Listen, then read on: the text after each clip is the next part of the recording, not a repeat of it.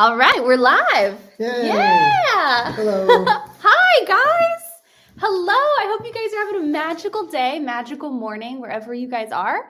Shout us out in the comments. Let us know where you are in the world. Are you in the US? Are you in Europe? Are you in the UK like we are?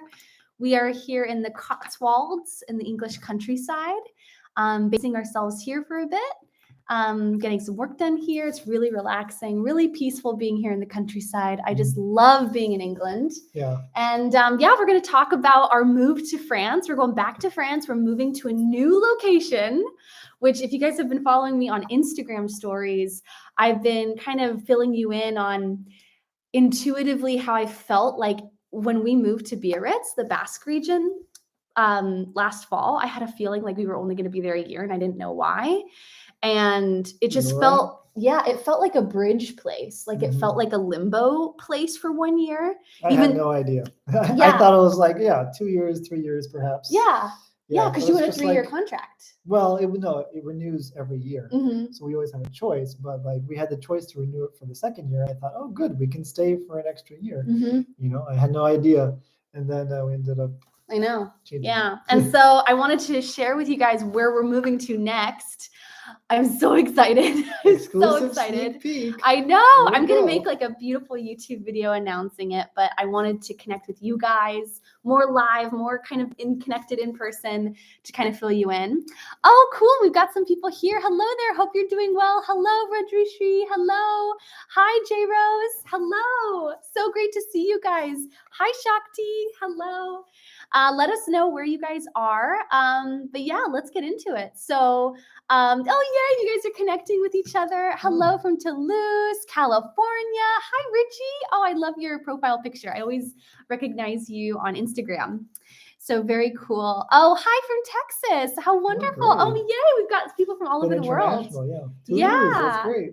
Yeah. And definitely follow along the journey on Instagram. I'm very active on Instagram stories. If you guys want to follow our travels and our adventures in real time. Sometimes it takes me several weeks to edit videos. I still have so many videos from Bali that I need to edit, and it just is taking time. So if you want to follow us in real time, definitely check out our Instagram or my Instagram. It's like you're so much part of my life. It's our Instagram. I'm listening to you in Quebec City, Canada, from Austin, Texas. Oh, hey, hanging with Jen. I recognize your name. Hi, J-Ro. Oh, actually watching you in Quebec City. Oh, cool. Very nice. Awesome. Yay. So, Alex, how did you move to France? How did I move to France? Well, I applied for a job called a maître de langue. There are two types of jobs. There's a lecteur de langue and a maître de langue, which are basically, if you have a master's, it's a lot easier. You can do it with just a bachelor's degree. Some universities need a bachelor's plus 1 year of master's, but basically you apply, you need like high beginner or beginner intermediate French. And that's it. You don't even need a teaching certificate or anything. You just need to be like fluent in English. You don't even have to be a native English speaker. And so you just apply, you get the job. It is pretty competitive. They make it very easy for foreigners. And it's a 1 year contract, renewable once, depending on the position. And yeah, I have a lot more information about it on my website, movetofranceandteachenglish.com, because it was such an incredible experience to move to France. Yeah. And so I want to help other people do what I did. And at the time I was in New York going to Columbia University. I wanted to apply to jobs. I was teaching very much part-time, teaching English. And I had no idea that this job existed. It's very like stable. It's a 1 year permanent contract. You don't have to worry about like losing students or anything because it's set for the whole year. You get paid the same amount per month, which was amazing back in the day. I was jumping from job to job, so it was great. It's a great gig. I know in the US, if you're like an adjunct professor or you're teaching English, often you have to work at multiple schools part-time. So it's like you're juggling 5 to 6 jobs. It was really stressful for us when we were living in the US. We were always like struggling, and sometimes classes would stop or a job would not have enough funding. And so he would lose a job and then he'd have to like find other jobs. Yeah. And I remember you waited tables for a little bit with me. Yeah, I tried that a bit. I tried Virginia. different jobs. I was doing like I was tutoring professionally, like business students. I would go Yeah. to their houses. So I'd be like two to four clients per week. Yeah. And then I would have between 2 and 3 different private language schools I would teach to make up the full quota. And that was insane. Like I if know. students stopped taking classes, then I didn't get paid because Yeah. I wouldn't If lose if like a classes. student didn't show up to class, he wouldn't get paid. And we were just like money was so unstable for us It living in was the up and US. down. It was like lots of money and lots of work, And then no nothing. money. Yeah. Like it was very unstable. Yeah. Yeah. And so we moved to Europe because we were just like, there's got to be another way where you're going to be respected more as an English teacher, but also there has to be some stability with teaching English. Yeah. And also going to a place where it's like your English is so valued and Valued. celebrated. Yeah. And in France, they need English speakers. They need, And so many countries in to learn Europe. it. Yeah. They need it. And so we didn't even know, like Alex didn't even know. And your dream was always to move back to France because he grew up in France as a little kid. Yeah. And he always felt an affinity to French culture and always felt like he belonged in France. And so it was just so weird. We applied to so many jobs all around the world, Africa, Asia, all across the world. And you got France, you got Strasbourg. Yeah, absolutely. Yeah. I applied to a job in Eastern Europe. I forget where. I applied to jobs. I was looking at Costa Rica and China. And I was like, well, China would be difficult to live in. And then I got this job. It came along the pipeline in France. I know. So because I went to Columbia University, I found out about the job because they sent it through the listserv. Yeah. But it shouldn't be that way. Like people should know about everyone this should have awesome access to knowing these jobs. And not everyone can do it because you have to know a bit of French. But I was mostly fluent in French at the time. So that was my advantage. But even with beginner French, like advanced beginner French, not beginner, but advanced beginner French, you can totally do it. A2, B1. And imagine getting paid for August and July with university closed doing nothing. Yeah.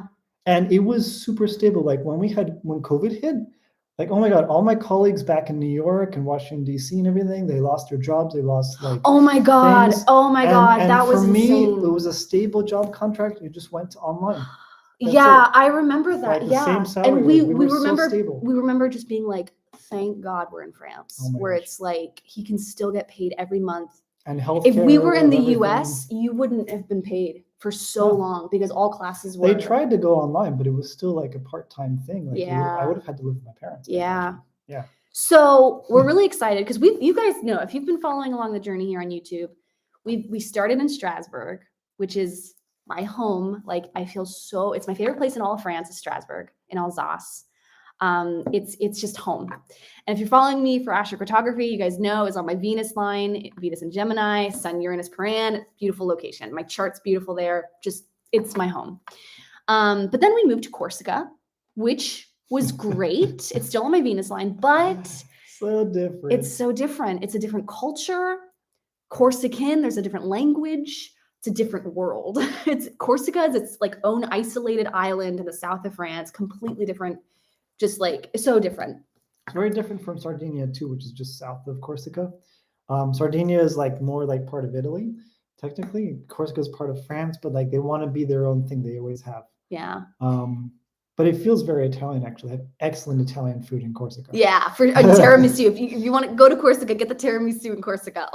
But we lived in Corsica for 2 years. You guys may have followed me, in my earlier videos years ago in the beginning, beginning of COVID, I was making videos in Strasbourg, and then I made videos in the mountains of Corsica. It was kind of a different era of my channel. I don't make videos like that anymore. But I still have them up, so you guys can always like go back and revisit that chapter of my journey on YouTube, living in the mountains in a big house in the middle of the country where we had wild boar in our backyard and we'd hike every day. And I would just go sit in the woods and swim in the river and make films. And it was such a wonderful time. And then we moved, but it was very isolating. It was also a lot of issues with living rural and I didn't like it. Oh my gosh, our internet was really unstable. It was so unstable. It was cold. It was freezing cold. At first. In the winters, we had no heat. It was freezing. It was really bad. And so then we moved to the northern region of Corsica and Ilrus, and we lived there for a year, and that was beautiful. My dream apartment. Warm and windy. It changed from like cold and foggy to warm and windy, super windy every day. Oh my gosh, it was so windy every day. You go to a beautiful, pristine beach one day and it'd be like, this is paradise. And then the next day you would be like, all this sand is whipped up in our faces. There's a lot of people here. Yeah. So many people. I recognized a lot of these people, a lot of these names. Yeah. Hi. They're all new to me. Hello. Oh, some of them. Oh. Looks like we got people from Algeria, Germany, London, India. Wow, it's so international. My goodness. Yeah. I can't even calculate all those different time zones. I know. and this is actually super spontaneous. Like we were not planning to go live today, but I had someone DM me on Instagram saying, when are you going to go live? And then I thought about it. I was like, oh yeah, we have to go live. I totally forgot. And then, also I got the contract for the next job where we're going in September. Like it was already confirmed, but like they actually sent me the paperwork today to sign. Yeah. So I signed it like a couple hours ago. An hour ago, Yeah. you signed it. Yeah. Yeah. And it's He just signed the contract. So like now we're officially going.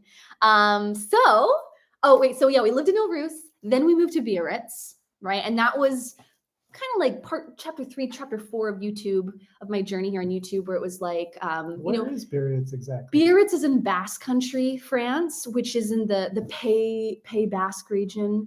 It's right on the border of Spain. So it's really cool. I mean, you got so many cultures, so many influences in one little area. It's next to the Atlantic. It's not on the other side. So it's yeah. like you got ocean, you got the Atlantic, you got the Pyrenees kind of off to the side. And then there's just like a 30-minute drive into Spain. Yeah. And so surf culture is big there. Boston. You've got the Pyrenees Mountains to the east. You've got Spain, just a 15-minute drive from where we were living. It was the most beautiful area. Like, oh my God, the most beautiful area of France I've ever been to is Basque country. Gorgeous. The surf, the beaches, the rolling green hills. It feels like you're in a fairy tale, like Disney movie. Basque it just feels is also very unique because there's a French side and a Spanish side. So like they kind of were there before they drew the line between France and Spain. But also linguistically, bringing in the linguistic side of it, Basque language is very unique. It's different from Latin or Germanic languages.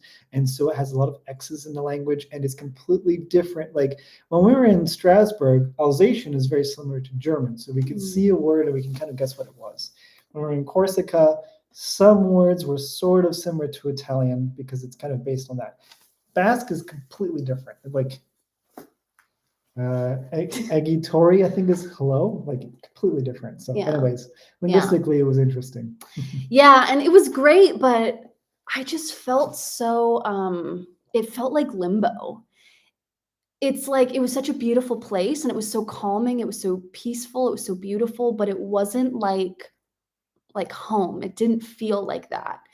And it's weird because before we had even gone there, I just knew, like I was in Paris at that point, and actually Alex went to go get us an apartment and like situate everything. And I stayed in Paris, working in Paris. I was making enjoys life. I do the work. No, that's not true, Alex. That's not true. No, but I work so hard. Yeah, it's true.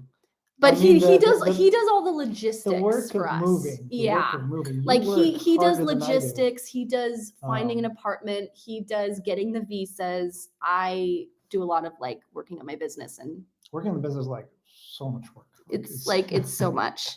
Oh cool. You spent some time in the Celles de Bern area. I don't know that area. Moving so much, it must be expensive, right? No, it isn't actually. It depends. It depends on how much stuff we have.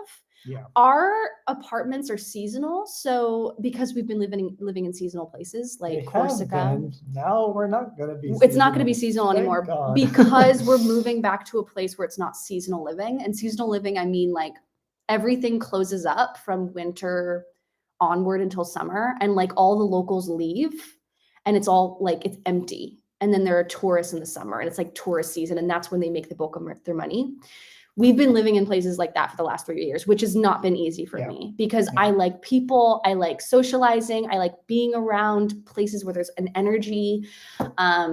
And so it's been hard for me. And so I'm really excited because we're going to be moving to a place where it's like all year round, people live there. There's families, there's schools, there's people living there all year round. It's going to be I've been looking for some apartments now, and it's been so refreshing to see, instead of looking at it for apartments and it's saying students only get out in June or even May. Really. Yeah. I've been seeing apartments saying you must stay here for 1 year minimum. And I'm like, hell yeah. Finally, we can live in a place for a year and we don't have to leave for the summer. Because you guys may know, for the last 3 years, we've been leaving every summer because we have to, because we get kicked out because they jack up the prices like 3 times the rent. So it's like our rent will be like, do you mind if I say the rent? Like an average? No, it was like $700 or $800 a month. For some places, but some places were like $650. Yeah, that was like Strasbourg, but I think Yeah. that's because of inflation. That was before the whole Ukraine Yeah. war and everything. Yeah. But yeah, like 700 or 800, sometimes close to 900 a month. You're including like electricity and stuff. Yeah. Yeah. That was monthly. And then it was 700 a week. Oh a yeah, week. in Biarritz and Corsica, it's like 700 to 800 a week Yeah. to live there. Whereas for us, it would be like 700 to 800 a month. Yeah, and they would say, you know, So- you get this special rate if you move in October 1st and Right. you leave June 30th. You leave even earlier, like June 1st, like our last place we had to leave, right? Or was No, it it was June ending 30th? June. Okay. Yeah. But anyway, so it's expensive if you have a lot of stuff. We do not have a lot of stuff. We don't have any furniture. Everything that we own, we can pack into a car. So because we have very little possessions, like we just go. We're like free to just move. Yeah. So basically our rent of like 800 a month becomes like 80 a month because we put all of our stuff in storage. And then the money that we save for rent, we spend on travel. Right. And so we found that some ways to travel are more expensive than others and are easier than others. Like the first time we did this, we went the cross-country road trip through Europe, which was really cool. But it was really tiring going from place to place, packing our bags every 2 days. Yeah, we didn't like that. So the second year we settled a bit more in like Strasbourg, a place that we knew. And then this past year we've done it. We spent a while in Bali. Yeah, we spent like 5-6 weeks in Bali. And the great thing is, like, we decided we need to save money this year. And so we went out to Bali, and the flight is expensive unless you're doing travel hacking, which I do travel hacking. I get tons of free flights. I travel for free internationally. I get free hotels all the time. I get free bookings because I do travel hacking, which I started doing this when I was 19 years old, so a long time ago. But there's a great book called Travel Hacking. There's a blog post on my blog about how I afford to travel. There's a great book about how to like beat the system of credit cards, travel hacking, hotel points, all of that.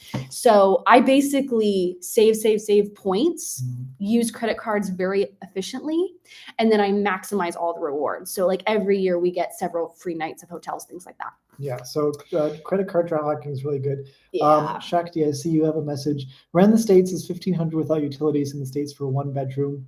So high. I definitely remember that. We had a 1-bedroom for, I think it was Virginia. And it was $1,800. It was $900 each.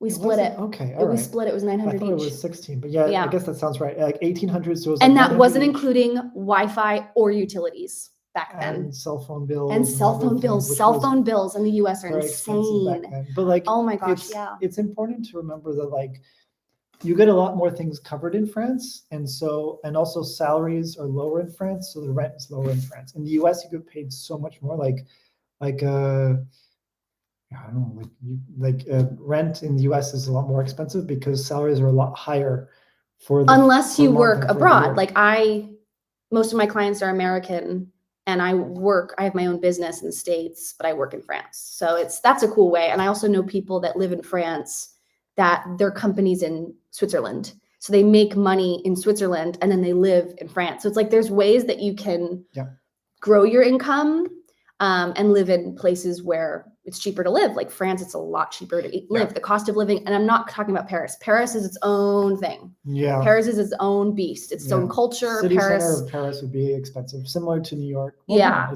And like that's the thing. I've made so many videos about France, and I'm always saying like, you know, when people talk about Paris, that's its own like thing. It's its own culture.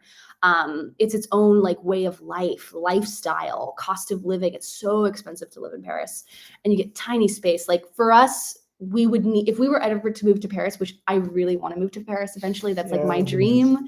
And, you know, like I really want to move to Paris, but we would want to live in a suburb. So like take an outside, like a train 45 minutes outside of the city, live on an RER line, have a garden, have a fenced garden, have a nice, we know the exact little town village that we want to live in too. I used to live in France for 6 years from the ages of 5 to 11. And it was really an idyllic experience. I didn't know at the time because I was just my upbringing. And after leaving, looking back, it's like that town was like a 30-minute RER ride into the city. And I lived in a house. I lived in 2 houses. Each one had a backyard with a garden. The first one was right across from a giant French forest. So super nice. And it's feasible. Now it's very expensive, I imagine. But it's possible. In Paris proper, you can't live like that. Oftentimes, apartments in Paris won't have any air conditioning, so the summer is like really hot. They don't have elevators. You have to walk up like 4 or 5 flights. But the rest of France, you could live for it's so affordable compared to the US. And that's why I can't even fathom moving back to the US. That and health insurance, the healthcare system, that is like the number one reason why I don't want to move back to the US is like, I think I've shared this story here on YouTube before, but I once got a cat scratch because I was fostering a lot of cats in the US. And this was a wild feral cat that was not human, like socialized with humans. And it scratched me. And I went to the local walk-in clinic in my small Virginia town, and the doctor put some Neosporin on it. He cleaned it, which is some antibiotics or whatever the stuff is. He put some Neosporin on it, and then he put a Band-Aid on it. And he said, all right, you're good to go. And I went to the checkout counter to pay. Thought it was going to be like $30. I had health insurance. I had good health insurance. I made it was minimum wage. I was making minimum wage. So it was like I had such a low income that it was like, I'm definitely going to be exempted from this in some way. It was $200, like $250 just for that. Because they didn't accept your health insurance. They didn't accept my health insurance, even though like I was so dirt broke at that point. And that was the breaking point for me. That was the moment where I was like, I am done. And for years I had uncovered like, why is the college education system like this? Why can't people go to school affordably and get a degree? Why, even though I have so many private scholarships and so much financial aid from my single mom, I was such low income as a child in my family. It's like, how come, even though I've got huge financial aid, why am I still walking away from 1 year of college with $20,000 in student debt?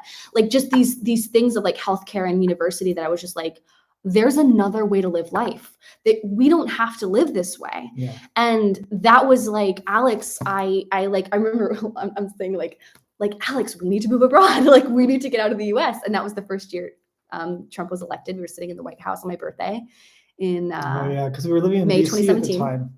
We were living in DC area. DC. Yeah. Like we took the metro sometimes nearby to we're right near there. I used to work like walking distance from the White House. Mm-hmm. And that was, and we sat in front of the White House, and it was my birthday, 2017. And I was like, Alex, let's move.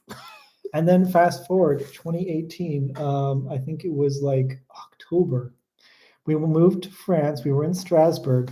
And you needed some teeth fillings, remember? Yeah. Oh yeah. I had to clean my teeth. Yeah. No, not cleaning, but like cavity teeth. Oh, fill up my cavities. Yeah. And so that sounds like that's pretty expensive, right? And so we went there right before we had the healthcare situated. And so we were there, and we walked in, and you had your thing, and they were like, "Okay, let's get ready to pay this really expensive bill." And they're like, "Oh, you don't have health insurance. Oh, you have to pay it, out of pocket." Okay, I'm sorry. It's gonna be, I'm so sorry, 34 euros. Yeah. So 34 expensive. Euros, and I had refund. I had 6 cavities or something crazy because I eat so much chocolate. Chocolate's my daily thing. And we were what are you gonna do? 34 euros for 4 cavities? Are you kidding me? Yeah. I went to a teeth cleaning in New York City. It was $400 just for the cleaning. Yeah. And I was someone just said my son's inhaler visit to get urgent care was $500. That is wild. That should not be a thing. Do you see what I mean? Like that should not be a thing. We shouldn't have to struggle for basic needs and necessities. Yeah. So there's 2 main differences in terms of the healthcare in the US compared to France. Yeah. The first is that things are covered a lot more easily in France, but the second one, and the easier one, is that things are not super expensive. Like things that should not be expensive are not expensive in France. They're more reasonable, If you things are reasonable. If you need it, like a basic doctor's visit is 25 euros. It's consistent. And then Social Security will cover 17 euros of that. So you're paying 7 euros out of pocket for a basic doctor visit. And I'm like, for me, and that's when you have to realize, like, what are your values? What is something that you align with, and for me, it's like, I'd rather pay high taxes. I'd rather a lot of my money go to taxes and just know that everything's covered. Like people will be okay. It's that just like, that's just my value system. Right. But everyone's, got to find what's right for them, what's true for them, live and let live. I'm a big believer in that. And for us, France works. Now I got some questions here, and we're going to announce where we're going to go in just a second, but I just wanted to say, we got a question of someone saying, do you want to leave France, or is France your permanent spot? I think we do want to leave France at some point. At least I do. I think Alex wants to say. Alex wants to say. You love France. I'm fine with moving within France to a border area, kind of like Strasbourg again, where it's like we could leave it easily, but like we don't have to stay in France for sure. Yeah. So it's not like we know 100% that we're going to stay in France. Although I definitely do love it a lot. I'm reading a book right now called The French Mind. He's loving this. And I mean, it looks really big, you but keep like, raving about it to me. It's very interesting about the thought process behind the French. And I see Fabien is saying, Bonjour, soyez les bienvenus en France. And they're so happy to be French, but they complain all the time. It's part of the culture, you know? So there's, you know, there's good things and bad things. And so, you know, whenever I have my lunches at work, I'm proudly American in the sense that I'm very positive. I always bring some positivity to the meal when everyone's complaining about the administration or the taxes or the strikes or all these things.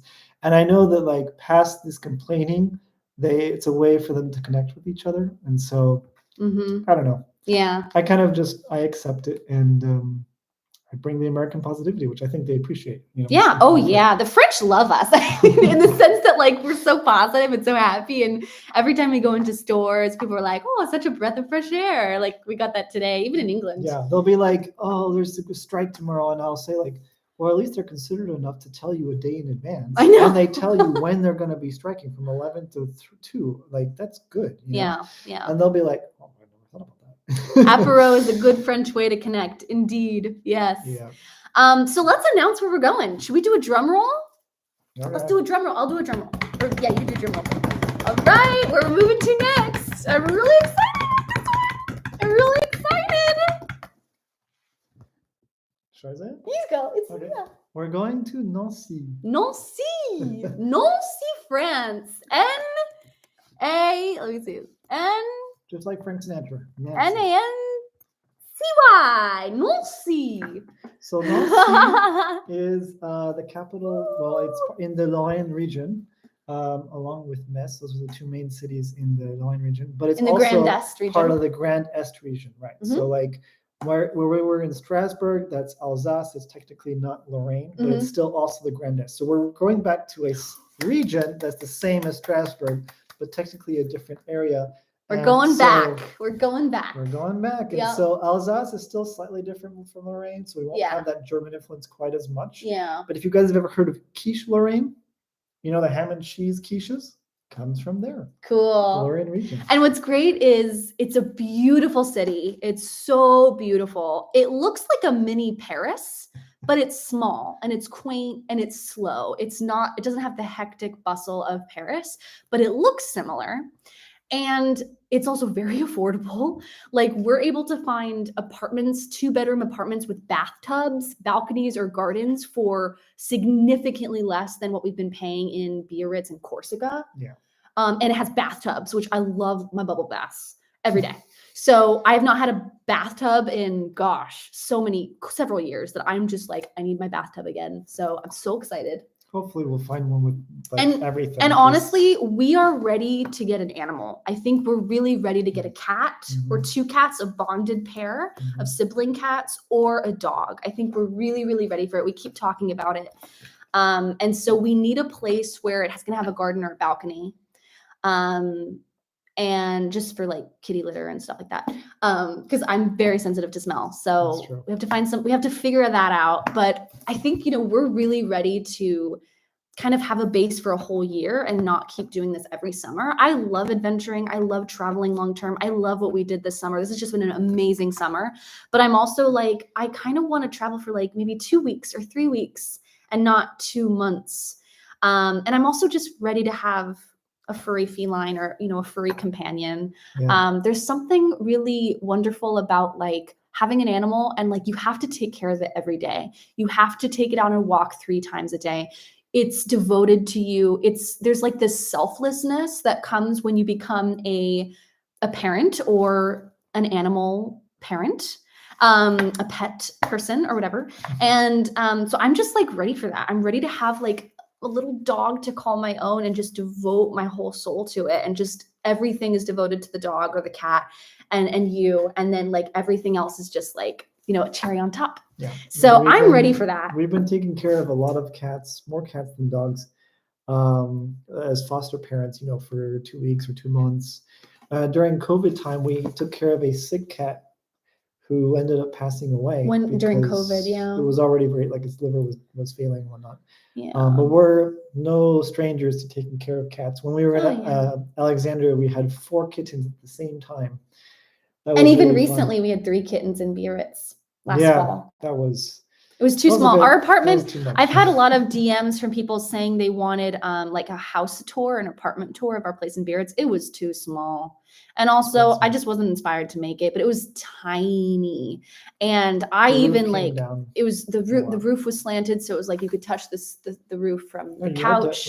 It hit my head for half of the apartment. Yeah. Yeah. So it was small. When we had 3 kittens running around, all pooping in the litter box, I mean, that was a lot to deal with. So we were like, okay, the next place, it needs to be bigger. We need to have a balcony or a garden, and we're going to get our next animal, possibly. But who knows? We'll see what happens. We'll see what flows. But we got a question from Shakti. What cool things are there? Water, museums, restaurants? Well, museums. I saw there was some pretty museums there. A lot of pretty parks with the cool gravel dirt. Manicured. I love the manicured parks. There's a new. I don't know too much about Nancy. I haven't researched much at all yet because I've just been so present with where we've been in England and Bali. There's a new thermal bath in Nancy, which I think you'll be very excited about. I think you got to talk a little bit louder, honey, because So there's a new thermal bath in Nancy. Oh. They just opened up recently, so we're excited to see that, especially for you. Right? Yeah, I love the baths, love the the thermal baths. baths. Yeah. Oh, there's no sound. No. Can you guys hear me okay? Mike should be Alex's voice is far from the mic. Is it all good? Can you guys hear him? Let us know. I can always speak up. Yeah, I know when I'm like making videos with us, I always project because I grew up an actress in the theater. So like naturally my voice is very loud. But Alex, I always have to be like, Alex, pick up more. So that they can hear you because I'll be editing and I'll be like, I do see that we have the mic working. Okay, cool. You guys hear fine. Awesome. So it should be working. Oh, Laurel says, I've learned so much from you about slow living. Yay. Oh, wonderful. I'm so glad. Everything's in my book. Everything's in my book and on YouTube here. Okay, it was a glitch. Perfect. Awesome. Okay, great. We're all good. All good. But yeah, what else is in Nancy? Well, Nancy's close to Metz. It's also about, I think it's a 45-minute train from Strasbourg. So I'll definitely be going back to Strasbourg, like an hour and 20, which is my favorite city in France. Yeah. I love the German influence on the architecture in France. I just love it. I love Germany too. I love like the Black Forest. It was one of my first videos I ever made on this channel was a little silent, I think I had a voiceover on it, a little video of the hiking trails in the Black Forest. I love the rich, dark soil in Germany and the dark green trees. I just love it so much. And so I love that region because of that, the soil. And I'm so excited because I don't love the south of France too much. It's too dry for me. You know, like Corsica's very dry. It's like that dry dirt, the dry plant life, that kind of warmer tone, very much south of France. I love the darkness, the greenery, the richness of the soil. That's kind of more my thing. So I'm just really, really excited to get back up north because I love northern France. Alex, stay in France. Helena, keep traveling and visit Alex every month and both can have a honeymoon. Next station is mine. I'm working. Oh, cool. Great video. Viri, thank you so much. Thanks for being here. Thanks for popping on. Yeah, so that's something that we thought about, like, Helena likes traveling more than me in general. Oh, that was a question. Traveling as well. Yeah, so someone asked a question. Let me see. I want to find the exact wording so we can, because I saw this. This was a great question on a video recently. It was a couple of weeks ago. Someone asked in a comment. Where was it? I want to get this exact. Where was it? So just one more stitch. She asked a great question. She said, you know, I'd appreciate the insight in how Alex does this with you, where it's like, how does Alex react and function in your changing world? Like traveling, you know, doing things, being nomadic. I'm open to traveling alone, but I don't think the relationship would sustain. So yeah, what are your thoughts on that, hun? I'm totally fine with you traveling by yourself. Sometimes I actually like being alone in the apartment for like, I would say 2 weeks is max. Then I'm like, okay, please come back. Yeah. You know, after a week, we really start missing each other. Yeah. After a week, we start missing each other. And then 2 weeks, I'm like, okay, please come back. But it really is, you know, it's totally fine for me as long as you don't do it too often. Yeah. I have my vacations that are often enough. So I have 1 week in October and November, 2 weeks for Christmas, 1 week in February, 1 week in April, and then I have most of May and June free, although I have to be like around. And so we usually can plan trips together. And then the other times when I have to work, Helena can travel and she can take advantage of really cheap flights because she goes in times when no one else can travel. Like I think you went somewhere like October 4th to 11th and no the one was flights were traveling. super cheap. I got 'cause like no it one was a could nine, travel. it was a €9 flight to London from, Oh yeah, with Ryanair, from I think. France. Yeah. And so she can take advantage of those things, and Yeah. she's there. And also the Airbnbs, like hotels, everything is like drastically cut down. You could Yeah. live like She goes I during the lived week and everything. I lived in Paris for 3 weeks in September. All of the apartment rentals were so cheap compared to if you go in the summer. Summer is the time I would avoid traveling in Europe because there's so many crowds. It's insanely hot, especially if you go down south. And then also everyone just jacks up the prices on Airbnbs and everything. And it's just like, it's if you can plan traveling around like October, September, like, oh my gosh, you could save so February. much money. So much money you can save. Yeah. So it's really like it's fine for me when she travels as long as she doesn't travel for too long. And she comes What's back your and then we max? travel. 2 weeks, 1 week? Yeah, 2 weeks. 2 weeks. 2 weeks. I could do 3 weeks, but Like, that's max. I can't do more If than you were 3 gone weeks. for a month, I would have to plan to come see you. Yeah. Or I'd you say come after back to 3 see weeks me. is kind of like the marker where we need to meet up again. Yeah. And it does, it becomes more expensive the longer that you're out there. But yeah, like I'm fine with just being, teaching and working there and at home and like we've been traveling a lot, so now I'm like really interested in just staying where we are. Yeah. But yeah, we're very independent and everyone's got to do what works for them. Every couple is unique in how they operate. And for us, we're very independent. We're very dependent and we're also independent at the same time. Like we really miss each other after a week, right? And we voice memo or like we do video calls every day, like or every other day sometimes, So it's like you got to do what works for you. And I made a really cool video on YouTube here about like unconventional ways we have our marriage. And I also made a reel on Instagram recently about all the ways we live non-traditionally. One of them being we don't often wear our wedding rings. I'm wearing mine today.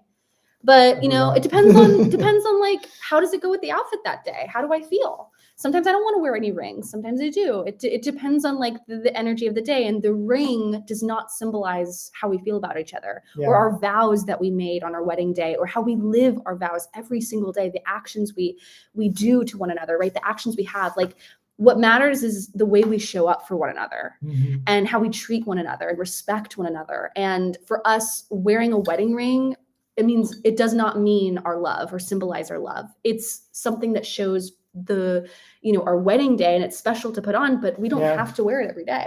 Yeah, for me, it's more of a reminder and memory of the wedding day and less like a sign of commitment or anything. Yeah, it's not. Yeah. So here's some questions. And if you guys have any questions, feel free to drop them in the chat here. If you guys want to know about anything, if you want to know about Alex and his business on how to move to France and teach English, he does consultations on his website where you can work with him. He has lots of blog posts. He has videos. He has a YouTube channel called How to Move to France and Teach English. He's actually making a course. This summer, you've been making a course online about how to move to France and teach English. Yeah. All the steps that I took to get here and to do what I'm doing now. I'm trying to make it easy by having PowerPoints and just having a voiceover so that I walk you through it, all the steps. So you don't feel like you're alone, because it was pretty hard. I mean, I'm fluent in French, so it was a bit easier, but I still didn't know what I was doing. And that was a question we got. How did you guys get fluent in French? Like, what did you do? I'm not fluent in French. I know French, but I'm not fluent. Absolutely not. It's hard to get fluent. Especially like if you've never learned French at all, like when you were younger.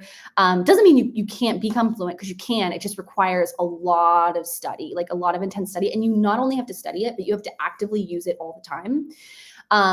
And you're fluent though, and that's because it was hard to keep it. I had 6 years of French when I was growing up near Paris, so from ages of 5 to 11.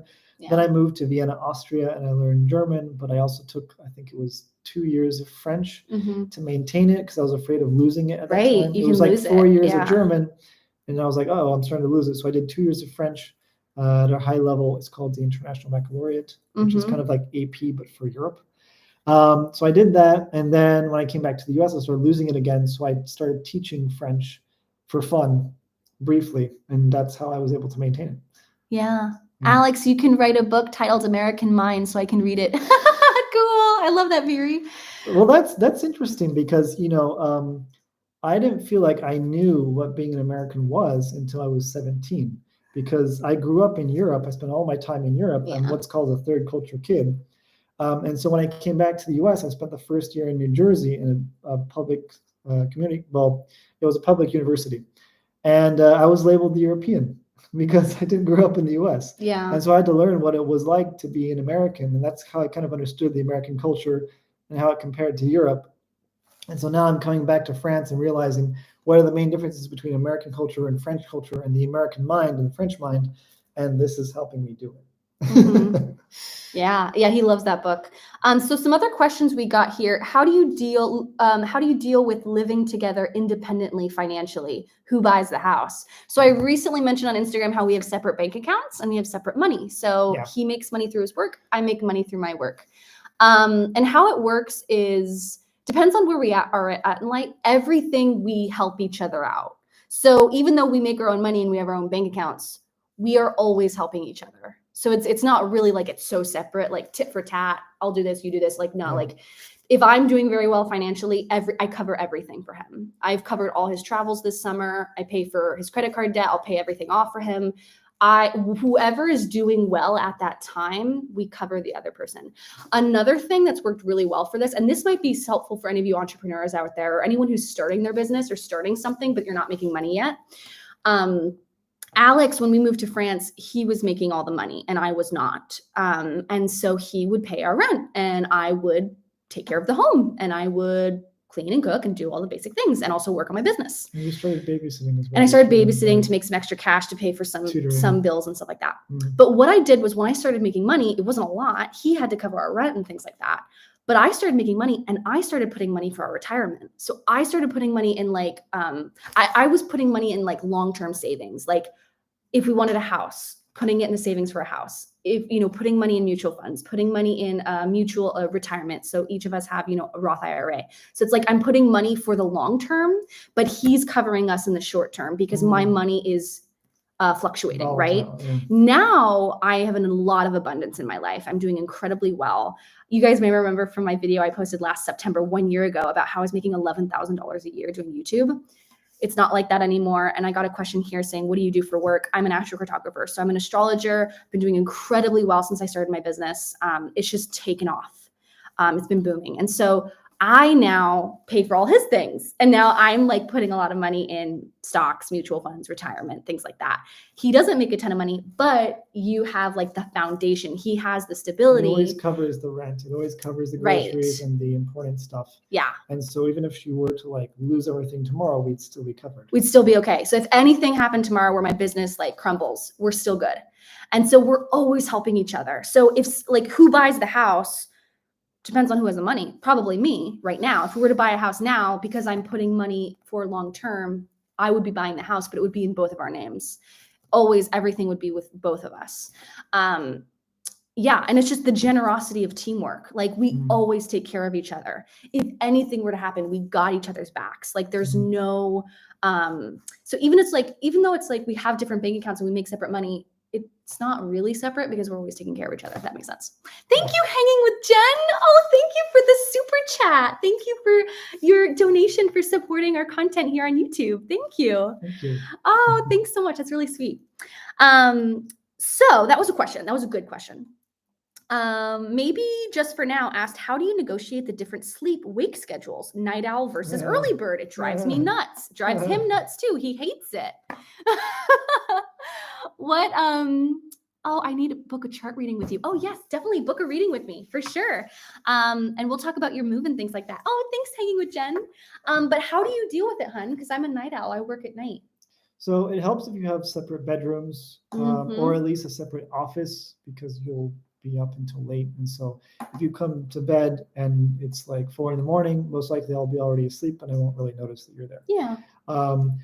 We had one bedroom and then one big living room where you kind of just worked at the desk in the bedroom. And so when you were working there with me, you'd put on the headphones and you'd be quiet. And I'd put on an eye mask so that your work wouldn't bother me. And that way I was able to fall asleep. But yeah, I'm like an early bird. You're very much a night owl. I think just accepting and knowing that you have different cycles of productivity.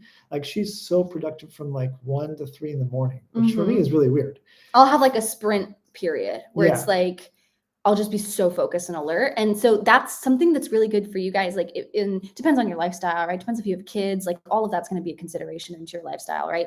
But, you know, knowing your hours that you're super productive and super alert, and then working with that, like working with your energy cycles and your body and how your body is telling you, when are you awake? When are you sleeping? And honoring that, it's the best, most productive way to get work done without working all the time, Yeah. you know? For me, like I'll wake up at like 8 and then I'll have my coffee. And then from 9 to 11, I'm the most productive. I'll like create all my lesson plans and everything. And I love doing that in the morning if I can. If I need to, because I have like a 9 a.m. class, I might even do it as early as like 5:30. I'll wake up, and then 6 to 8 I'll work, and then I'll go to work. And you love being alone in the mornings. Yeah, I love having no distractions, and I can focus and everything.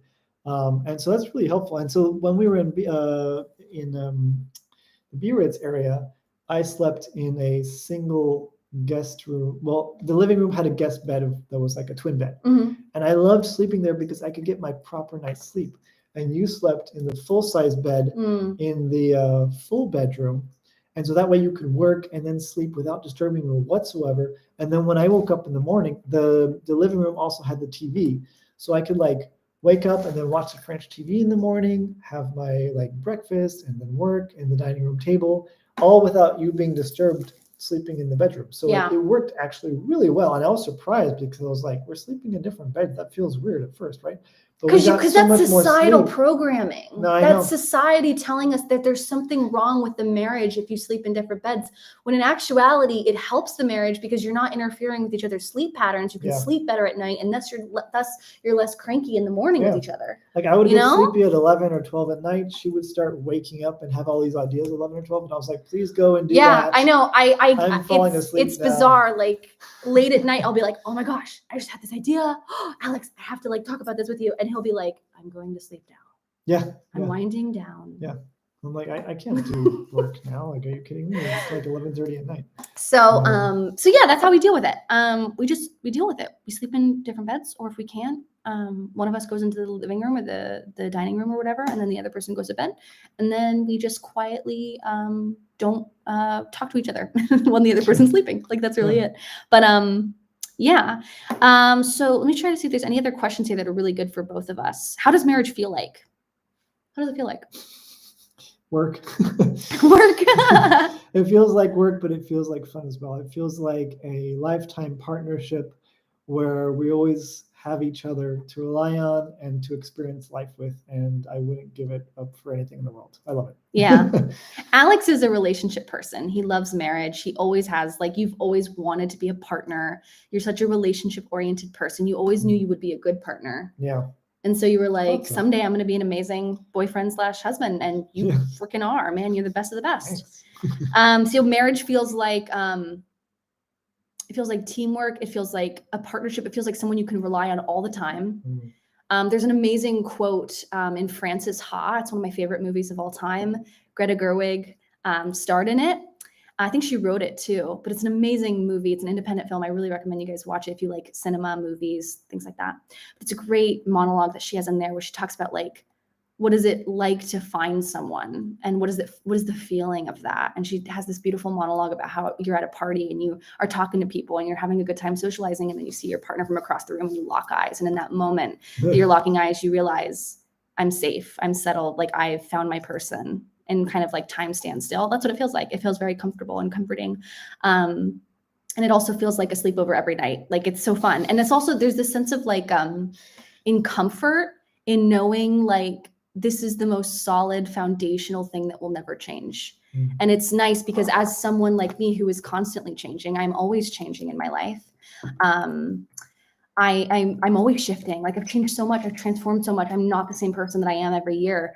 Just because my hobbies change, my interests change, my beliefs, my values, like not my values, but my opinions change. Like things as I learn, I change. He never changes. Our relationship, our trust, our love in one another never changes. And it's the most rock foundational part of my life. And I'm so grateful. It's the best thing. Yeah. So yeah, I put the name of the movie in the chat. I think that's how you spell it. Frances Ha. Frances Ha. Yeah. It's a great movie. Keep it up, Alex. Yes, honey. Yeah. So how do you negotiate? Oh no, here's a question. What do you do too when you start to feel like the next steps don't align the way you used to? So in our marriage, when we like want different things and they're not aligning with who we were years prior, what do we do? Like, what do you do when you start to feel like the next steps aren't aligning with each other? Well, that's hard to answer. I don't think that's really happened with us. We always kind of work it out somehow. It depends on what you need to have changed. As long as the values are the same, well, also the lifestyle needs to be kind of similar. But like, for example, I want to travel less, right? Mm-hmm. I want to stay in the apartment less. And so she's saying, I want to travel more, or still travel. And I'm like, go ahead. Yeah. Go travel, but by yourself. Come back, and then we'll travel together, but maybe a bit less. And then we'll come back, and you'll travel by yourself again. And I'm happy to keep the home and have the cats, and hold down the fort, and like we'll still be together, and like we'll stay in touch, and you can go do your thing and come back, and I'll be here. Yeah. And you're not saying, oh, you have to come with me or I'll be alone. No. And you're not saying, why don't you travel more? You're like, okay. Yeah, that's fine.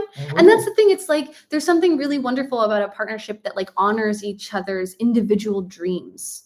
Like, I'm not going to sacrifice my dreams and goals because of our partnership, and neither will he. Mm-hmm. And I don't expect him to change. I will never expect him to change to be more what I want, or for him to align with my values or my dreams. I would never put that on him. He's his own separate person. He's got his own separate dreams, goals, desires, values, everything that he wants. I have my own. We find a way to work together. Yeah. We find a way to compromise. We work side by side, holding hands, but on different journeys. We're on completely different life paths, but we're doing it together. Yeah. And that's, I think, like a secret. Honestly, I think we have a great marriage. So if I'm going to give tips and advice on marriage, I absolutely am, because I think it's great. There's something, I know we've only been together 8-9 years, but I feel like we've learned, but no, it's not a long time. It's not that long, but it's like we've learned things. I feel like I've learned things. And so I'm going to share. But there's just like, there's that secret of the secret pieces, like allowing each other to be as we are and to not try to change the person. Yeah. And so if something doesn't work out, like for example, if it's a big thing like children, that would be a problem. If it's a big thing like he wants to move to the US and I don't, that's a problem. But I think I would probably follow you to the US if we needed to. Like I would follow him wherever in the world if he needed to. But like there are big things that like if something doesn't align, like children, there's some big things that you cannot negotiate on or compromise on, right? Something as big as kids. When things don't align though, it depends. Is it a feeling? Like if it's a feeling where like the feeling has passed, or the feeling of love and passion and playfulness has passed, or is it something, because if it's just a feeling, you can work on that. Sometimes feelings are just feelings and you move through those feelings. Like you might have a month or two where your partner annoys you or something. You move through the feelings and you'll get on the other side, but it requires patience and understanding and compromise. Mm-hmm. Whereas if it's not a feeling, but more like we are on different life paths and we are not compromising and there's no way to work on it. And it feels like a round peg in a square hole where it's like, no matter how much you try to force it, it's just not going to work. That's a different story. For us, we have not experienced that yet. Like if you I don't think we will, but yeah. Have a career in New York City and live there for 20 years because you're going to be a doctor, you're going to work at the hospital all the time, so you never see each other, that might be a problem. Right. If you want to have a career where you're traveling every year to hardship posts because you're a diplomat, let's say, and you have to live in, I don't know, Qatar and then parts of Indonesia and then Fiji, for example, that's not going to necessarily work with your partner. But if it's something more flexible like Europe, or like if you both like to travel, so it's a bit easier, like you were able to come to France, which I was really lucky about. Mm-hmm. I gave up my business. I gave up everything in my life. I said goodbye to my friends, my family, and I followed him for his job.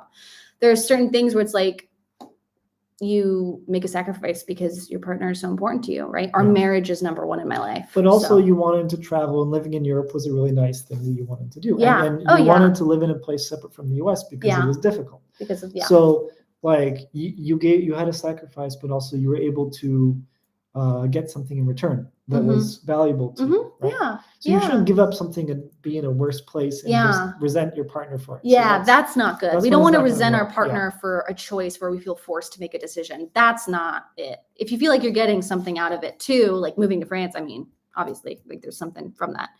Yeah. Thank you, Daisy. Oh, thanks, guys. Michelle asked a really good question. She said, if you were to recite your vows again, what would you say to one another? How different would your today commitment be from that of the past? Honestly, my vows would be exactly the same. And let me tell you, I'm proud of my vows. There was not a single dry eye in the entire wedding. Let me tell you, it was such a good vows. It was so, I'm very prideful of my vows. But basically my vows said, I choose you. Like, love is a choice. It is not a feeling, and it's not a verb. It is a choice. It is choosing to commit to you every day, even if my feelings change, even if you piss me off, even if there's a hardship. I forever choose you. I'm committed to you. I will stand by you. And it was really emotional. It was a really emotional, heartfelt vow. And it was just like, I felt every word of it. And I absolutely mean it. I would not change my vows at all. It was like, I also said something about like, I will stand by you with your interests and your hobbies. I will forever support you in everything that you want. Like, yeah, as long as it's like good intentions and like we're both doing good things. Like, Yeah. but yeah. And what about you? Do you remember your vows? Not as detailed, but I do remember like I said him and then you said yours and yours were so much better. No, honey, no. No, but it was more profound and it was more fitting. Like what I said was more about like the path behind us and where we were going into the future, which isn't really vow related. You said you were talking a lot about adventures in your vows. Like we're going to go on adventures together. And, but now I would change it. And I would say like, I will always be there. I'll always take care of you to the best of my ability. You can always rely on me. Kind of like exactly what you've been saying. I think those were really good. Yeah. So I would change that more to be like, committing to be there with you no matter what, which I kind of knew, but I didn't say it as much as like, we're going on an adventure, Right. So yeah, I would say that. Yeah. Mm-hmm. So that was a good question. Thank you. I love your channel. I live in Greenville, South Carolina. Oh, beautiful. South Carolina is a place I really want to visit. The Carolinas are like top of my list for US. It looks absolutely gorgeous. The beaches there. I'm very, very drawn to that area to travel. What? Real Mr. Incredible? I don't know what you're saying, but I'm not sure if I agree with that at all. So let's just ignore that. Yeah, let's just ignore that. Guess what? You have landed and will be strong together forever. Oh, thank you. Awesome, Michelle. Thank you so much. You guys are so sweet. Except for, yeah. Okay, so let's go into some more questions. Let's see. I got some other interesting ones from Instagram, which you guys, I asked a lot of questions. Oh, there was some on YouTube too. Let's get to the YouTube ones on the community tab here. So here I have them. If you guys have any questions too, just let me know. Let us know here in the comments, but here I'm going to pull them up. What personality traits do you admire most about your husband? What personality traits does he admire most about you? You go first, honey. Okay, so Helena is really good at like being very positive and energizing in the crowd and in people. Like she's just so much fun. She's really great at like just being around. Being young at heart is something that I really was attracted to about her.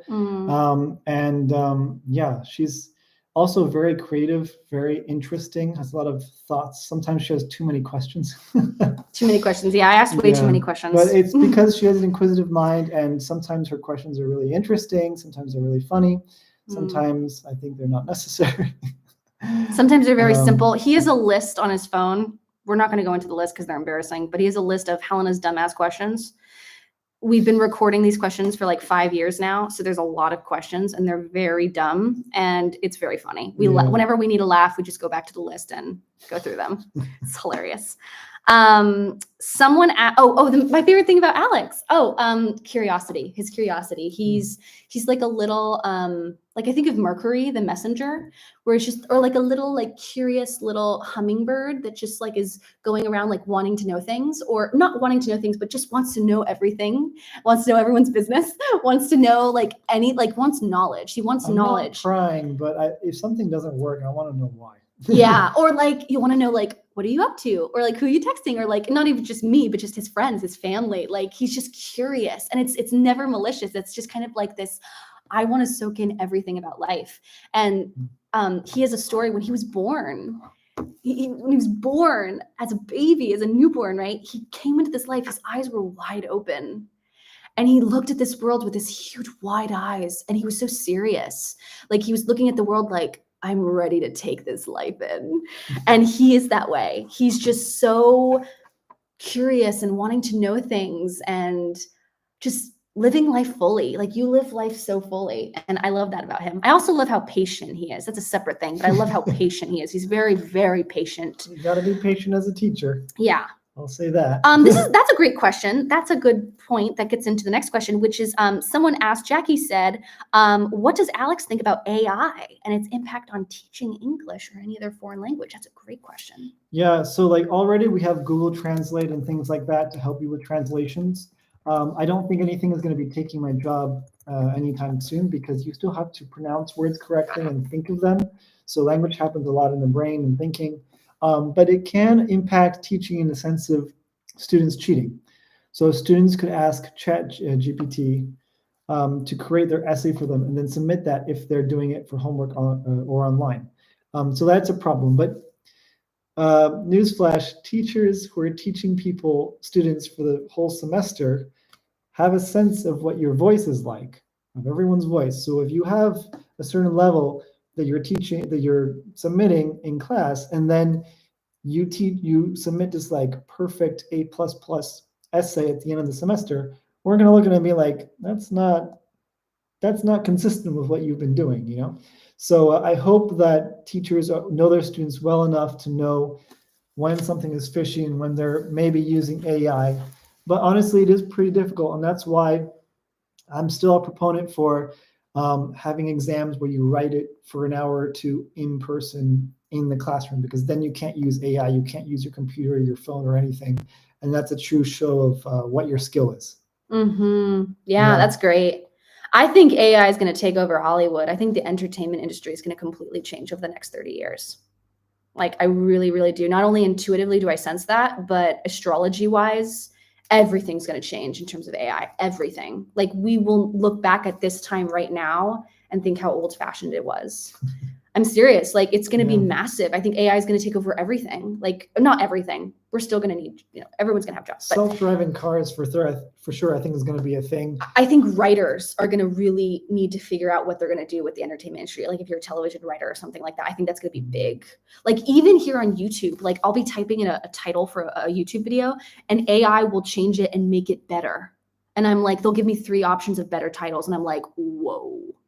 Same with copywriting. Like, you can find like AI, like it's wild. It's wild. But at the same time, AI can help you create titles. Yeah, it's helpful in some ways. You don't know how to make it, what attracts the most viewers.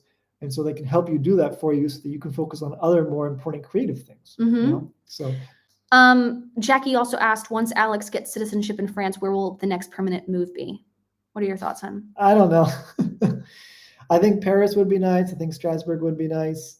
It depends on where we can find the job, but we're not settled 100% on France. I mean, I lived in Austria for 6 years as well. I can speak German.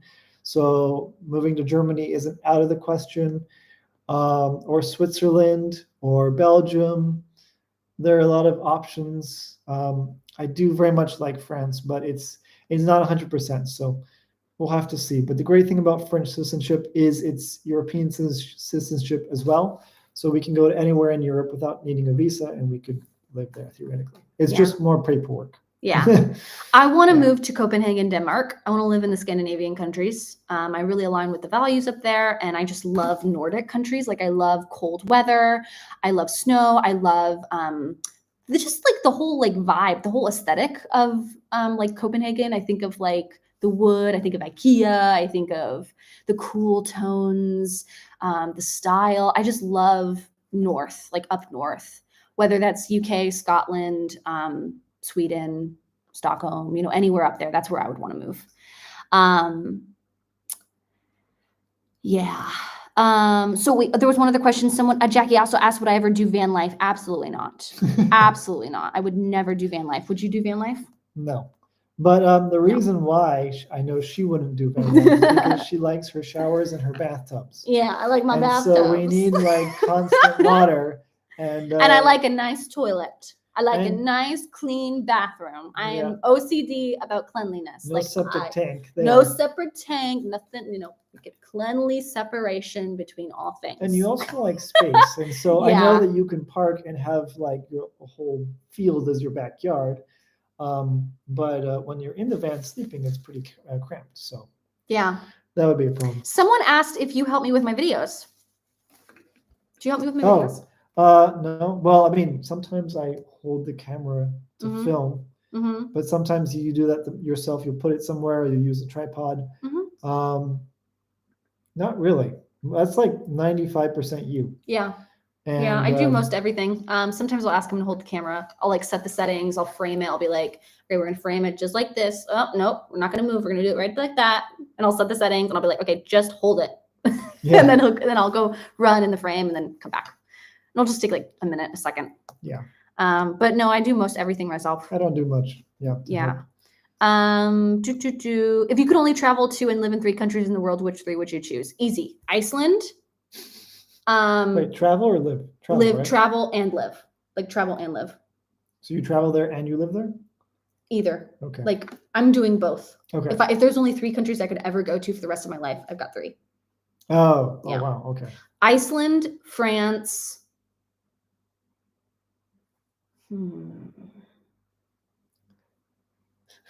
I'm never good at these kinds of questions because I start asking all these conditions. Like, is this in the future or is this now? Now. Are Like now, we if you were only visiting- given 3 countries But to like, go to for the rest of your life, right now. If all the countries were wiped out except for 3 and you could only go to 3, where would you go? yeah, but does that take into account where my family is? Oh no, you Or could I'm definitely ignoring- take into consideration that. Absolutely. Because like I might have one of them being the US because all Yeah. my family's in Oh, the US and I 100%, would yeah. want to keep on seeing them. Mhm. Okay. So US is one. What else? So- What are the other 2? US, France. It's hard to say a country in Europe without taking in all of Europe because for me, France, like it's implied that I could just go to England or Germany or Italy or Spain. For me, it's Iceland, France, and Bali. I love Bali. I would say Bali. I don't know. I don't That's know. hard. The third one's really hard. The three is Iceland hard. and France, 100%. I would say, well, I guess US, France, and then either Italy or Japan. I've never been You've to never Japan, been to Japan. but I think I would really enjoy it. Yeah, But I love pasta. pasta, yeah. And so I do love going to Italy for that. A question for you, Alex, is what parts of France are people more philosophical in nature? So that's a good question. That's really hard to answer. I mean, you're going to have some people that are more philosophical than others, and they can be anywhere and everywhere. I would say in general, probably people are more philosophical if they're in the city because there might be universities there, or if they're in the government, think tanks, things like that. So I would say in general, like Strasbourg because it's the European Parliament, Paris because of all the universities there are a lot, or maybe also Lyon because that's another place with lots of universities. But it really could be anywhere. It's also taking into account how many people are in the city alone. French people like to talk and think about life in general. I feel like it's a cultural thing, which apparently really started in the salons of France, according to this book. So that was in the 1800s. They would have courts where they'd have salons, and people would talk, men and women, at the same wavelength for 200 years. So it's really anywhere. I would say anywhere. I wouldn't say there's a city or region that's more philosophical than others. But I would say the more people there are, the more cafes there are, and the more metropolitan, it tends to be more philosophical. But you can get philosophers in the countryside easily. So we had a very philosophical neighbor in Corsica. Do you remember him? Yes. He was in my video, my first France video. He was retired, video. but he was an environmental lawyer. Retired, waxed philosophical with us all the time, and we were in this village of 700 people in the middle of nowhere in Corsica. So really anywhere. Two more questions. And then we'll have to go because I've got work. I've got readings to do. But just one more. Stitch asked, how do you balance the places and things Alex wants to do and your own choices? Is he more go with the flow type? So like if I want to go somewhere, do you flow with me and just go where I want to go? Or like, do you obviously, you have your own preferences. So I am definitely more go with the flow than she is. Yeah. She has specific places she always wants to see. I'm claustrophobic. Oh yeah. Like I'm very claustrophobic. I can't be in tight spaces. I don't like heat, like intense heat.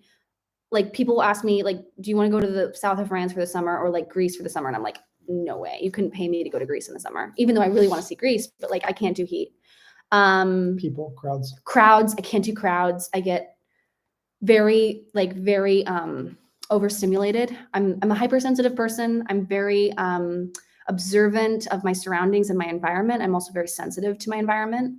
And hygiene or like cleanliness of the streets. Yeah, cleanliness of the streets. If I see dog poop or throw up on the street, like I'm out. And you're also very sensitive with smells and scents. Smells for sure. If I smell a trash can, I will start gag reflex, it'll like it's bad. It's bad. So I have to be very aware of where I'm going when I'm traveling. Like I can't just go anywhere. That being said, the most important thing for me when we travel is having good food, and we can find that pretty much anywhere. So whenever we go somewhere, I'll say, okay, let's find a good restaurant to go sit down and eat. And as long as I can have that, I'm pretty happy. I'm not vegetarian. I tend to eat more like chicken, and I tend not to eat red meat. But I'm pretty flexible with the kind of food that I find. And so wherever she wants to go, I'll just find a restaurant or just have a beer or a wine. Sometimes we'll go to separate places. Like sometimes Alex will find a restaurant that he really wants to go to, and he's like, Japanese. I'm going here. Yeah. And I'll be like, okay, great, I'll go somewhere else. And then we'll go have our meal, and then we'll meet up back afterwards. We do that a lot when we travel. Or like sometimes we'll go to the movie theater, and he'll see a movie he really want to see, and I'll see a different one because I don't want to see that movie. Yeah. And we'll just do our own separate thing, and then we'll meet up afterwards. So it's like he is go with the flow. He's more go with the flow than I am. But also he's also like his own person, and he has his own preferences, and he's not afraid to like tell me no, right? And if you want to see a movie, or if you really want to go to a restaurant that has nothing that I want to eat, I'm like, just you go do your own thing. I'll go do something else. We'll meet up in a couple hours, and we do. Yeah, exactly. And like we're so cool with that. Like we're so freeing of each other. We're so independent from each other. There's never any pressure for him to have to come with me, or like come with me so I don't feel alone. Like I don't care, right? So like we're so freeing of each other. And I wanted to actually bring up this question because I remember I posted a video a couple months ago, and I got so many comments from people saying things like, oh, like he's whipped, or like she runs the show, she runs the relationship. And I was like, ew, no, that is not true. And I usually don't like talk about like mean comments, like bring it up. But I want to say like, I honor him. Like he's his own person. I respect him. He has his own choices, his own life. He has his own thing. And I have mine. And neither one of us runs the show. Neither one of us is the dominant one or the top person that makes the choices in our relationship. I am more assertive. I am decisive. I am vocal about things. I am more confrontational about things. If something's wrong on our travels, I'm going to go up to that person and be like, no, we need a refund for that. And not being like an annoying Karen or whatever, but just being like someone, I'm just very assertive, and I'm not, I stand by my confrontation, things like that. Right. And so Alex is more accommodating. He's more diplomatic. He's more, he's a diplomat. Yeah. He really is. He's so good relationally with people that we're just different personalities. Yeah. But I'm also very much, in a certain sense, an engineer, in the sense that I solve problems. Like I always solve problems. He's the problem solver. Like there are many problems that come up in Helena's life and in our life. And I am very good. I've gotten extremely good at solving those problems. And so I'm always fixing things. And so, there's a lot of hidden strength that I feel like I have. And support in solving all these problems and doing a lot of the heavy lifting that maybe people don't really see. I know, because people don't know. Managing the visas and the French administration, submitting taxes, all those kinds of things, that requires a lot of patience, understanding, and I would say heavy lifting. and I manage all those Things that and you have that I don't have, and traits that you in have that I don't. like logistics for like figuring out how to get from place to place and at what time and when. Mm. I do all of that for most of our travels. You do it all, yeah. And those aren't things that you see, up front in the videos. Right. But, yeah. I'm the one that makes sure that we don't arrive to a place and we have nowhere to go for 4 hours. I've already planned that out. Yeah. Like things like that. So. Yeah. He plans ahead. He thinks ahead. I'm spontaneous. I go with the flow in the sense like I make choices in the moment. I never plan things. I'm spontaneous in my traveling and in my daily actions. He is more strategic and like, this is what we're going to do. England after being in China and being in Bali, and you turn around and you're like, oh, this is a different outlet. And I'm like, yeah.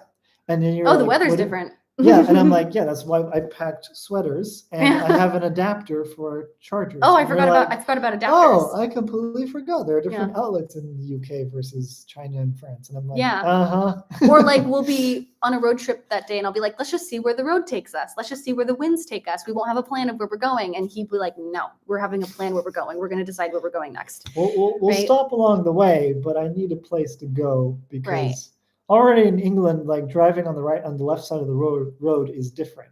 So I'm like, I don't need any more complications. Yeah, I love that, Rhoda. You're a planner in the family. That's so cool. Yeah, and so I wanted to bring that up because I saw a lot of comments, and it's like, here's the thing. When you put yourself online, when you put your personal life on the internet, people are going to make assumptions about you. People are going to say, this is what your relationship's like. This is what you're like in your relationship, in your marriage. And you know what? That's just like, I've come to a point where it's like, I'm just allowing people to make all the assumptions they want. All the assumptions you want, you can put them on us, but we know, who we are. And the big thing that I want to say is there's no person that's more dominant than the other. We are individually strong in our own different ways, and we compensate for the other. So like his strengths, I do not have. My strengths, he does not have. We are so complementary in how we lead, and he leads our lives in so many ways. And I lead him in so many ways. We both do in different ways, different aspects of our lives. We fill in the gaps, right? Yep. But I wanted to bring that up. Oh, I got a great question. Helena, advice for deciding what to follow when you're multi-passionate and want to pursue a bunch of your passions. This is great for both of us because we both are like this. For me, I had an idea last night for a new YouTube channel, and then I thought about it and I was like, oh no, I'm not going to do that. But that's just an example of how like I'm always thinking of new fun things I want to start, new fun things I want to do, new fun hobbies, things I want to commit to. But then you have to sit on it and think about the lifestyle of what that would entail. What would you be doing every day? So like every day, if you did that thing and you pursued that thing, what would your life be like? What little actions and steps would you have to do every day? And when you start thinking about like, oh, what would the end result be of this and working backwards from there and the lifestyle from that, then you realize, oh, maybe I don't want to do that. I find that thinking about the end in mind, which is a Stephen Covey quote from The 7 Habits of Highly Effective People, which is a great book, but he talks about starting with the end in mind. So starting about thinking about the end results of it and working backwards and seeing like, would I actually want to do this? That's big for me because I have a million of ideas every day of things I want to start. And I have to think about like, what would that look like realistically every day? That decides it. What about you? For me, it's always like, if there's a goal at the end, I think, what are the practical steps to get there and what does it look like?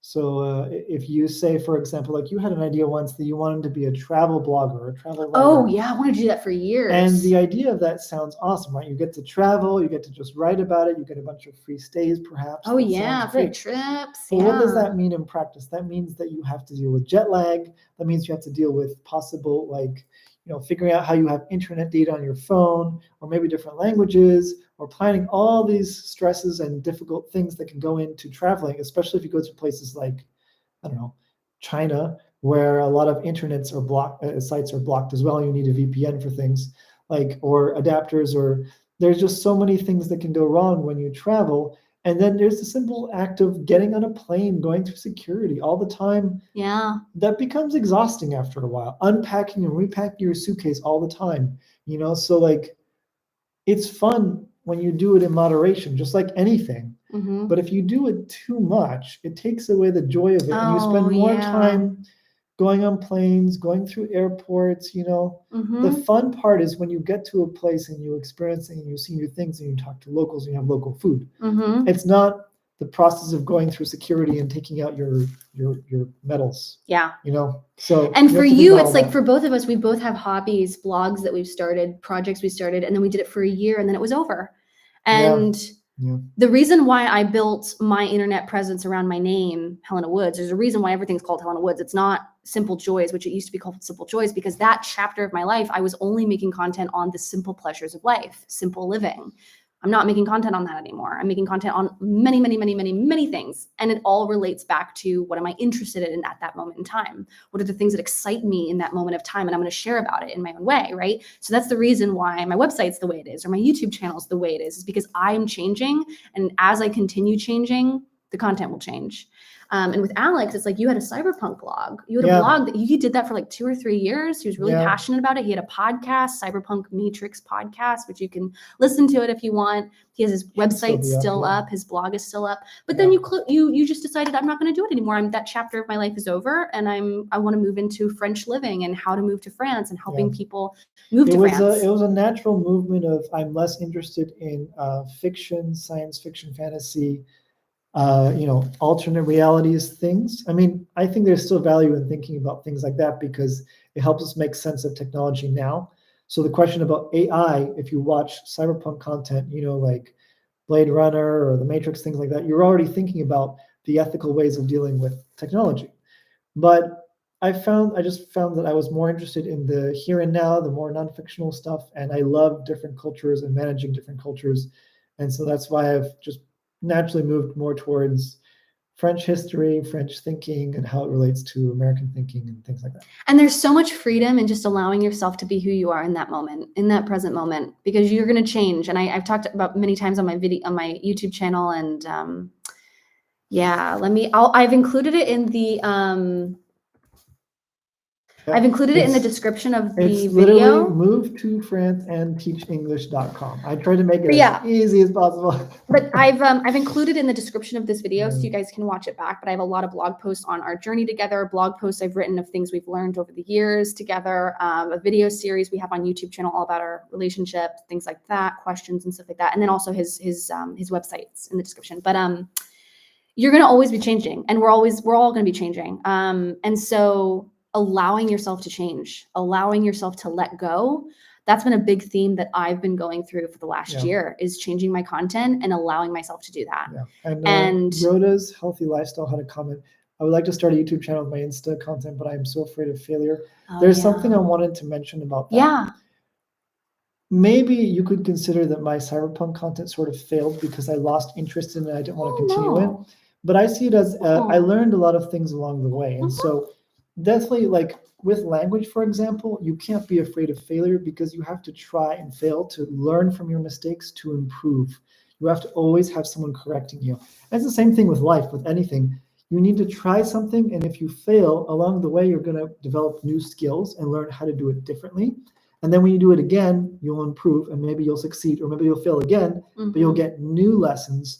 And you get new data. Growing. Like my cyberpunk website taught me a lot of things about blog writing, about SEO, about maintaining motivation as to write, about what my passions were, about how to research things. And so if you created your own channel, I think the process of creating it would teach you things so that even if it failed, which is also subjective, there's no real failure there, it teaches you things to make it again in the way that's better. So if you never try, you never achieve anything. You never know. And you never learn from these mistakes, and you never get all this knowledge. And so one way to make sure that you are where you are now and you never change, don't try anything. Yeah, don't try anything. Like that'll be the way that your life will always remain the same. It'll always be the same. It'll never, and you never know. You never know what could be. You never know how that one idea could grow and grow and grow and become something magical and amazing, and it could change your life. It could change your lifestyle. I talked about how I started my astrocartography business because I was in meditation, and I was told in meditation one day, you should start talking about astrocartography. And I did it like that day. And the same with slow living. The beginning of the COVID, I was told in meditation, you should get on YouTube and start talking about something. And I was like, what do I talk about?